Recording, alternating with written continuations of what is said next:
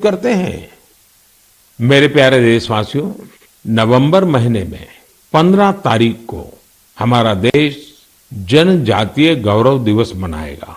आपको याद होगा, देश ने पिछले साल भगवान बिरसा मुंडा की जन्म जयंती के दिन आदिवासी विरासत और गौरव को सेलिब्रेट करने के लिए ये शुरुआत की थी।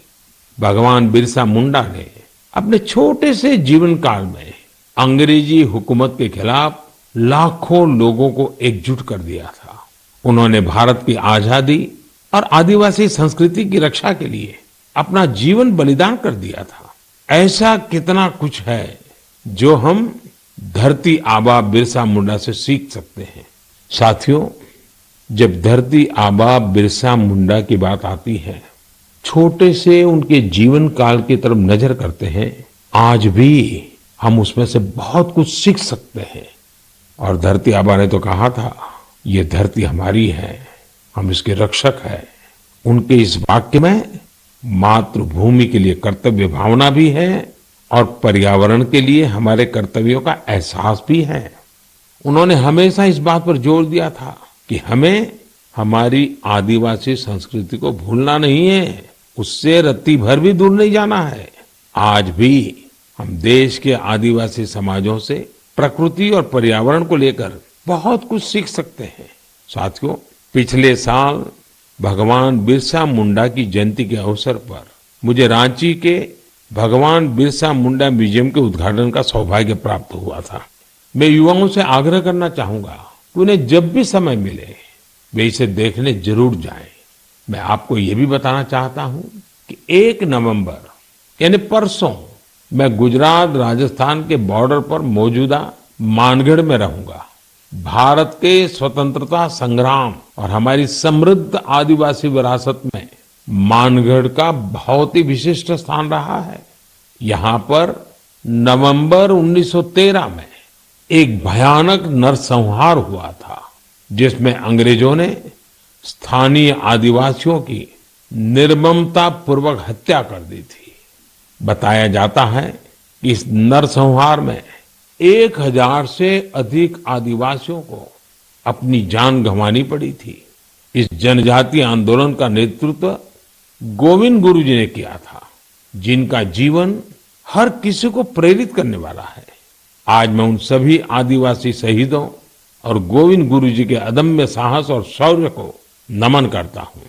हम इस अमृत काल में भगवान बिरसा मुंडा, गोविंद गुरु और अन्य स्वतंत्र सेनानियों के आदर्शों का जितनी निष्ठा से पालन करेंगे, हमारा देश उतनी ही ऊंचाइयों को छुएगा। मेरे प्यारे देशवासियों, आने वाली 8 नवंबर को गुरुपुरब है। गुरु नानक जी का प्रकाश पर्व जितना हमारी आस्था के लिए महत्वपूर्ण है, उतना ही हमें इससे सीखने को भी मिलता है। गुरु नानक देव जी ने अपने पूरे जीवन मानवता के लिए प्रकाश फैलाया। पिछले कुछ वर्षों में देश ने गुरुओं के प्रकाश को जन जन तक पहुंचाने के लिए अनेकों प्रयास किए हैं। हमें गुरु नानक देव जी का 550वां प्रकाश पर्व देश और विदेश में व्यापक स्तर पर मनाने का सौभाग्य मिला था। दशकों के इंतजार के बाद करतारपुर साहिब कॉरिडोर का निर्माण होना भी उतना ही सुखद है। कुछ दिन पहले ही मुझे हेमकुंड साहब के लिए रोपवे के शिलान्यास का भी सौभाग्य मिला है। हमें हमारे गुरुओं के विचारों से लगातार सीखना है, उनके लिए समर्पित रहना है। इसी दिन कार्तिक पूर्णिमा का भी है। इस दिन हम तीर्थों में, नदियों में स्नान करते हैं, सेवा और दान करते हैं। मैं आप सभी को इन पर्वों की हार्दिक बधाई देता हूं। आने वाले दिनों में कई राज्य अपने राज्य दिवस भी मनाएंगे। आंध्र प्रदेश अपना स्थापना दिवस मनाएगा, केरला पिरावी मनाया जाएगा, कर्नाटका राज्योत्सव मनाया जाएगा। इसी तरह मध्य प्रदेश, छत्तीसगढ़ और हरियाणा भी अपने राज्य दिवस मनाएंगे। मैं इन सभी राज्यों के लोगों को शुभकामनाएं देता हूं। हमारे सभी राज्यों में एक दूसरे से सीखने की, सहयोग करने की और मिलकर काम करने की स्पिरिट जितनी मजबूत होगी, देश उतना ही आगे जाएगा। मुझे विश्वास है हम इसी भावना से आगे बढ़ेंगे। आप सब अपना ख्याल रखिए, स्वस्थ रहिए।